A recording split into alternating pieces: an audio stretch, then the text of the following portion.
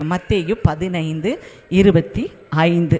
நீங்கள் அந்த வசனத்தை கொஞ்சம் நம்ம வாசிச்சோன்னா 21 நம்ம 25 வரைக்கும் சில வார்த்தைகளை நம்ம வாசிக்கும் பொழுது இயேசு சுவாமி எப்படி உதவி செய்கிற தேவனாய் இருந்தார்னு பாரு.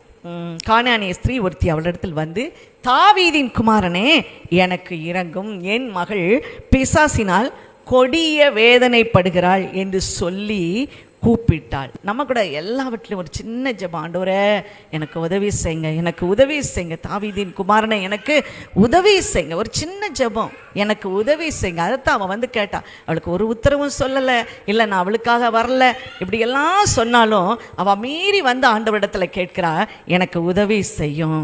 அப்பொழுது ஆண்டவர் சொல்கிறாரு, பிள்ளைகளின் அப்பத்தை எடுத்து நாய்க்குட்டிகளுக்கு போடுவது நல்லது அல்ல. உடனே அந்த பெண் சொல்லுகிறா, மேஜையில் தான் பிள்ளை சாப்பிடும், ஆனால் பிள்ளை சிந்துறது அந்த நாய்க்குட்டி தின்னுமே அப்படின்னு கேட்குறா பாருங்க. அப்போ எவ்வளவு கஷ்டப்பட்டிருப்பா. அவளுடைய மகள் பிசாசினால் கொடிய வேதனைப்படுகிறாள். நாய்க்குட்டிகள் தின்னுமேன்னு சொன்ன உடனே பாருங்க, இயேசு அவளுக்கு பிரதியுத்தரமாக, ஸ்திரீயே உன் விசுவாசம் பெரியது, நீ விரும்புகிறபடி உனக்கு ஆக கடவுது. அந்நேரமே அந்த மகள் ஆரோக்கியமானாள். சத்ருவானவனை விரட்டணும்னா இயேசுவை தவிர வேற வழியே கிடையாது. அப்படி ஆண்டவர் உதவி செய்ய வல்லமை உடையவராய் இருக்கிறார்.